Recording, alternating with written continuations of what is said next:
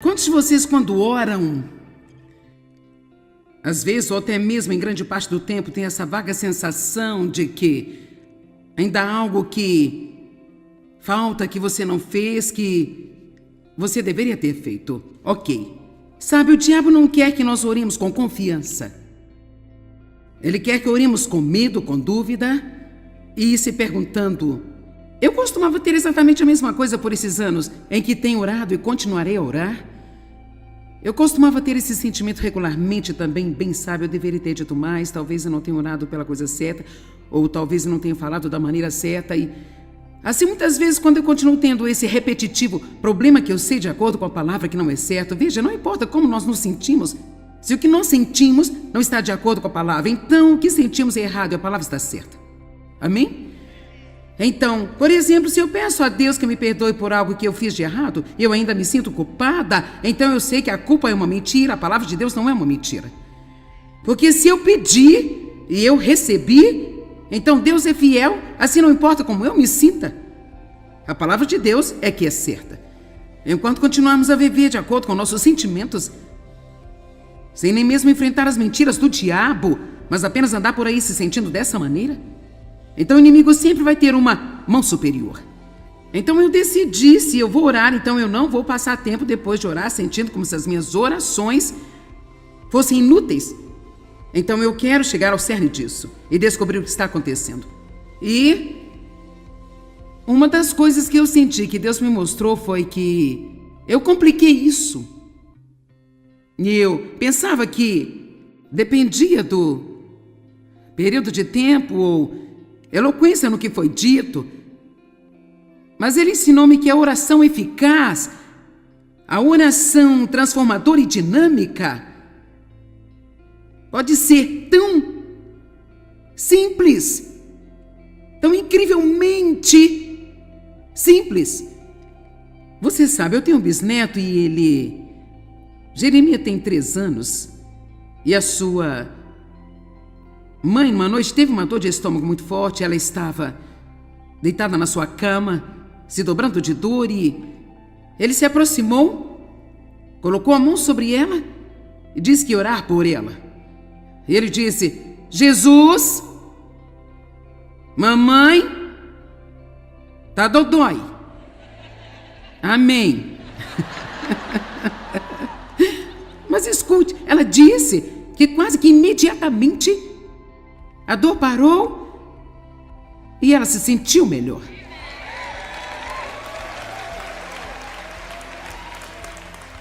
Na verdade, eu cheguei a um ponto em minha vida uma vez em que Deus realmente me desafiou. Ele disse: eu quero que você peça a mim o que você quiser e precisa com tão poucas palavras quanto possível.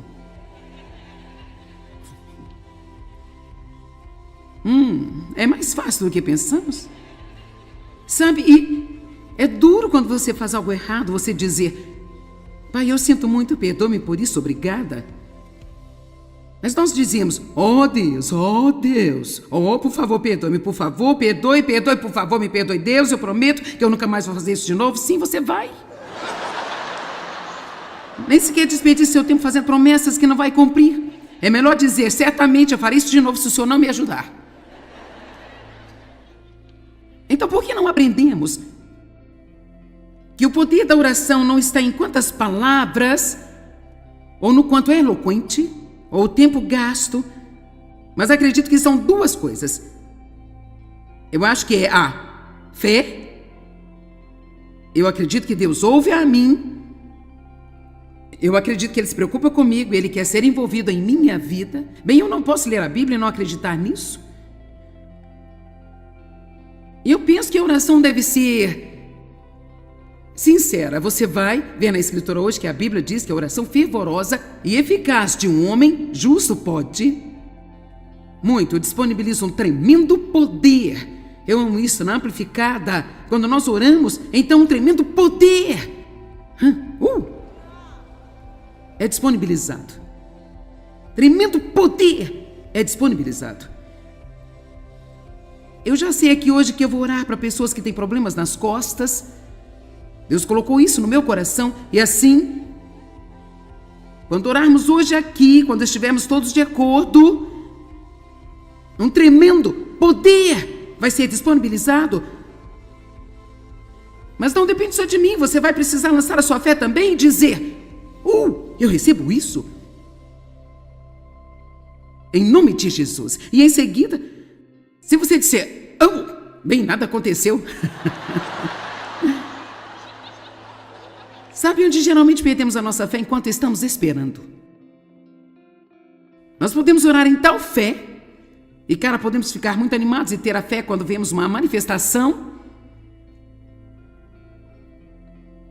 Mas nós recebemos as promessas de Deus, a Bíblia diz, pela fé e paciência. E muitas vezes temos que esperar. E uma das coisas que eu aprendi a fazer durante esse tempo de espera é a qualquer momento em que a dúvida vem a mim, eu abro a minha boca e digo em voz alta: eu acredito que Deus está trabalhando na minha vida agora. Creio que Deus está trabalhando na minha vida agora mesmo. Eu vou lhe dar umas boas escrituras para apoiar estas coisas. Mas eu acredito que é apenas a fé simples que Deus ouve a mim. Ele quer ajudar-me.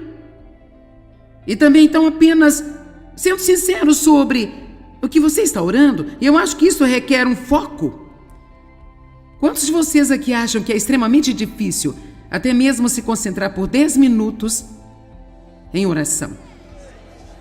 Então, esta manhã, eu olhei para o meu relógio, eram 8 horas, e eu estava orando dentro e fora daqui, ali, aqui, sabe? Isso é bom, Deus ouve tudo isso, sabe? Mas eu queria ter 10 minutos de oração focada e ininterrupta para esta reunião aqui hoje. Eu tive que realmente definir na minha mente para fazer isso e não deixar que nada chamasse a minha atenção. Eu acho que para mim isso é que é oração fervorosa e eficaz. Fervoroso não tem que ser gritando, também não tem que ser chorando. Sabe, eu li livros sobre pessoas que choram e choram na oração. Eu acho que isso é maravilhoso, mas eu não choro muito fácil. Então, assim, certamente espero que Deus responda às minhas orações se eu não chorar. Amém? Eu acho que é a oração fervorosa e eficaz, sincera, oração focada. Quando nós oramos, estamos falando com Deus. Então vamos agir como se estivéssemos falando com Deus. E não agir da maneira que fazemos quando estamos falando com outras pessoas a quem estamos dando cerca de 10% da nossa atenção, outra coisa tem 90% da nossa atenção. E assim eu quero compartilhar com você nesta manhã. Eu chamava de razões pelas quais as orações não são respondidas, mas também podemos chamá-lo maneiras de ter a oração respondida. De qualquer forma, vamos falar sobre a oração. Bem, a minha primeira coisa é: você nunca vai obter uma resposta se você não pedir. Então, a primeira lei real da oração é: você não tem porque você não pede. Agora eu só quero saber quantas pessoas aqui esta manhã, ou possivelmente as pessoas vendo pela televisão, você tem necessidades enormes em sua vida, mas você não está pedindo. Talvez só desejando. Bem, eu desejo. Eu conto essa história com muita frequência porque me surpreendeu, mas se encaixa bem nesse ensinamento de hoje. É apenas um grande exemplo. Conheci uma mulher numa loja de departamento e ela me reconheceu da TV e assim nós começamos a conversar. Sim, ela era cristã, ela tinha estado em uma certa igreja por, eu não sei, 15 anos talvez, ou algo assim. E eu estava fazendo algumas perguntas sobre a loja. Eu disse: vocês trabalham por comissão, vocês trabalham por salário? Ela disse: bem, nós realmente trabalhamos por salário, mas temos uma cota que devemos cobrir. E se não atendemos a esta cota, então recebemos um aviso. Se ainda não atendemos a essa cota, então podemos realmente perder o emprego.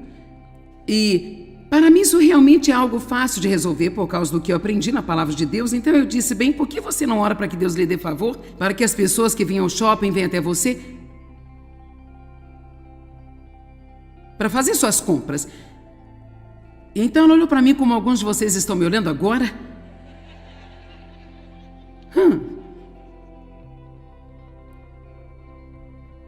Bem, tudo o que eu tenho feito é apenas viver com medo de que eu vá perder o meu emprego?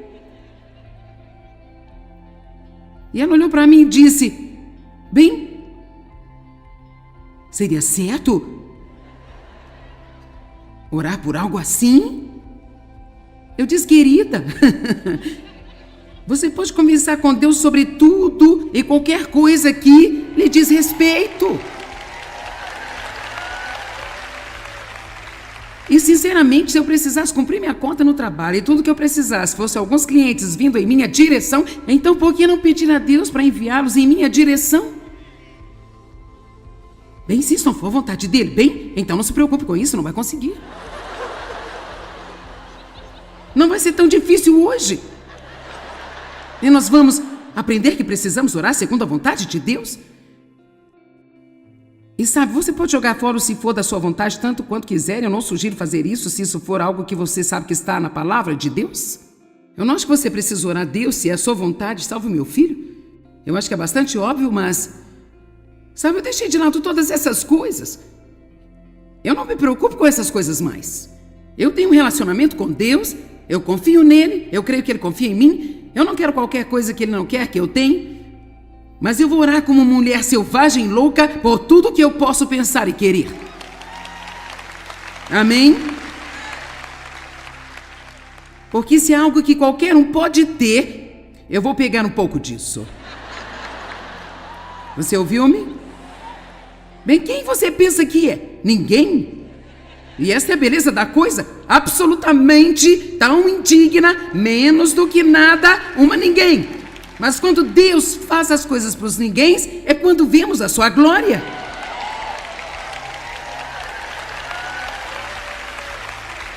Bem, quem você pensa que é para orar assim? É isso exatamente o que o diabo quer que você pense. Em Tiago capítulo 4, verso 1, ele diz: o que provoca contendas? Porque brigas e rixas e conflitos, como se originam entre vocês? Há muitos e muitos anos atrás, quando Deus começou a me dar a revelação de Tiago 4, 1 e 2, eu posso te dizer, minha vida estava cheia de lutas, disputas, brigas e discussões. E isso não é o caso agora, mas quando eu vi que o que leva a contenda, discórdias e conflitos, e como brigas e rixas e lutas se originam entre vocês, despertou meu interesse. Quantos de vocês precisam de muito mais paz em sua vida do que você experimenta? Tem muitas lutas e muitas brigas e muitas discórdias. Onde você trabalha, até mesmo contenda na igreja, contenda em sua própria casa. Contenda é você brigar, discutir e desacordo intenso, mas também é um sentimento de raiva. E eu odeio essa parte mais do que qualquer coisa. É algo como aquele sentimento de raiva que pode até mesmo estar na igreja, entre as pessoas do coral.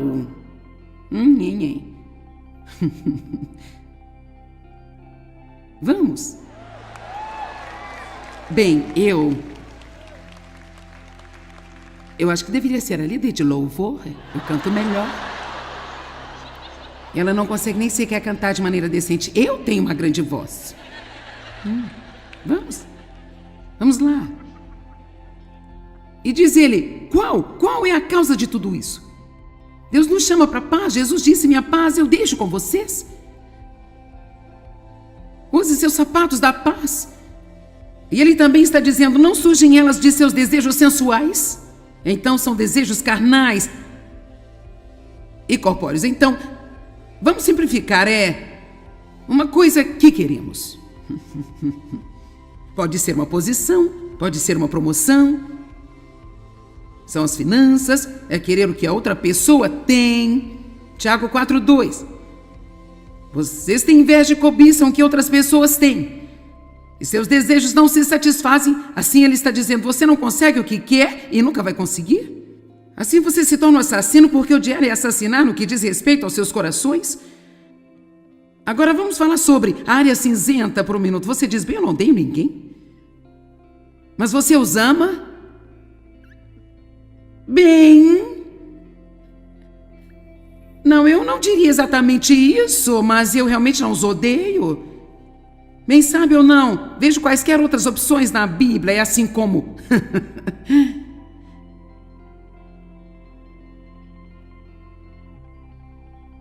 Você se inflama de inveja e raiva e você não é capaz de obter a gratificação, o contentamento, a felicidade que você procura. Então, antes de ler a resposta, ele está dizendo, olha o que causa toda essa perturbação na vida das pessoas. Porque as pessoas não podem se estabelecer e se contentar e serem felizes? É por causa de todas as coisas que você deseja que não tem? E sabe, se você está infeliz hoje, não é por causa de algo que você ainda não tem.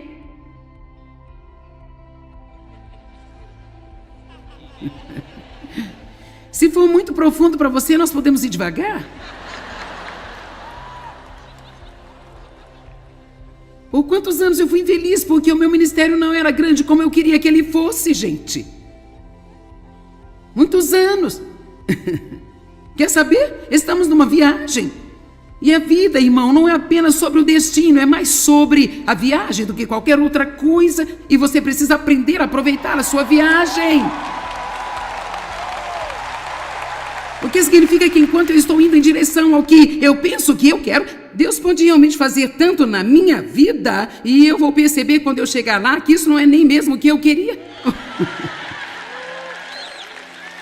Algumas de vocês, senhoras doces e lindas e solteiras, você tem se convencido de que você simplesmente não consegue ser feliz se você não se casar.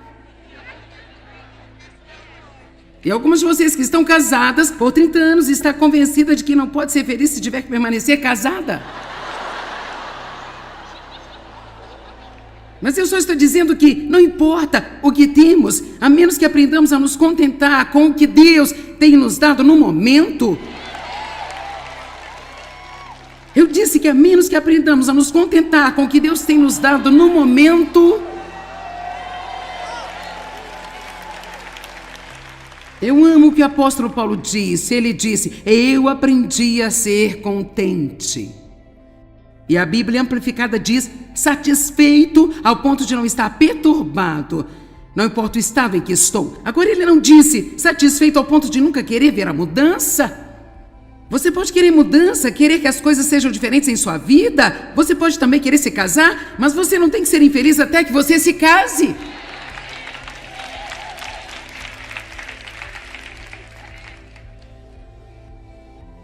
Amém? Você não tem porque você não pediu. Essa é a resposta a toda a confusão. Por que é tanta discórdia, brigas e disputas, discussões e tudo que você quer, você não consegue? Você vê alguém que tem, você tem ciúme, inveja e ainda não consegue? Qual é o problema? Você não tem porque não pede.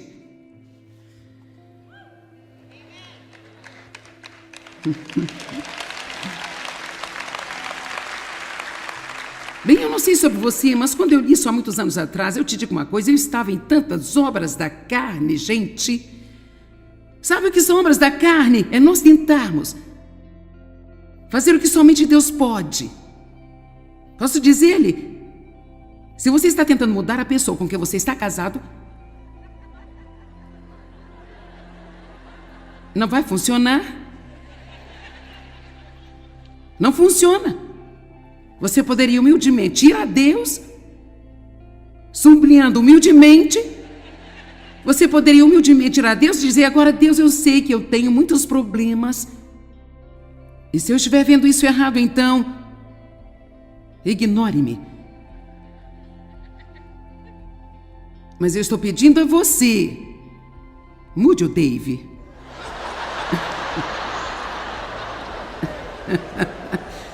Ou Harry, ou Herbert, ou Charlie, ou... Se você é um cara aqui hoje, Mary Lou, ou Mary Jane, Janet, que seja, isso é para todos nós.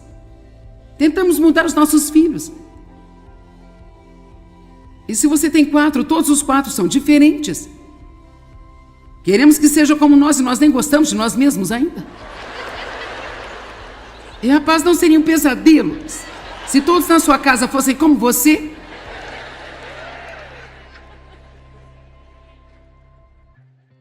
Então eu estou lhe dizendo, eu praticamente me matei em obras da carne.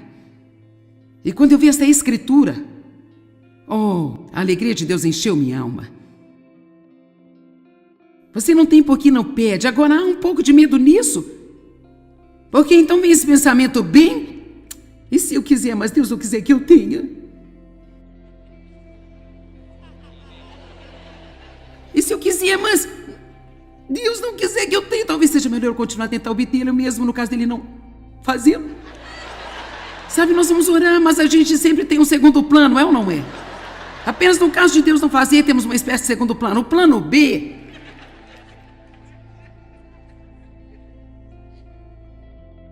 Oh, você nunca vai desfrutar de sua vida até que você saia das obras da carne. E aprenda que você não tem porque você não pede. E não tenha medo de pedir a Deus. Ele ama você, Ele quer ajudar você. Sabe, crianças pequenas pedem um monte de coisas que não são boas para elas. Seus pais, quando não querem, não dão. Se Deus não lhe der algo que você quer, isso é por amor. Ele não está se escondendo de você. Ele só sabe algo que você ainda não sabe. Vamos lá. Deus é capaz, Efésios 3:20 diz, Deus é capaz de fazer muito mais, abundantemente acima e além de tudo que nós poderíamos ousar. Esperar, pedir ou pensar. De acordo com seu poder, quem nós opera. Jesus disse, peça. Sabe, às vezes eu preciso reforçar minha vida de oração ou minha fé na oração. Eu sei onde estão a maioria das escrituras que dizem peça, e eu vou pegá-las e lê-las, Eu as tenho todas nesta manhã, mas eu não tenho tempo de ler todas para você, mas a palavra pedir significa solicitar, invocar, desejar, e eu adoro esta parte, demandar o que já é seu.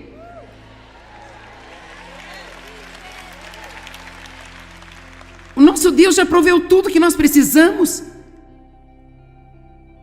Quando eu vou ao banco e é o meu dinheiro no banco, eu peço educadamente, mas realmente estou apenas demandando o que já é meu, gente. Mas você não tem porque você não pede. Nós podemos supor e presumir com Deus. Recebo sua ajuda, quando eu me humilho, peço sua ajuda. Não posso supor bem, se Deus quer me ajudar, Ele vai me ajudar. Os humildes obtêm a ajuda. E peço a Deus que me ajude. Deus, ajude-me. Eu não sei sobre você, mas eu preciso de muita ajuda para passar o meu dia.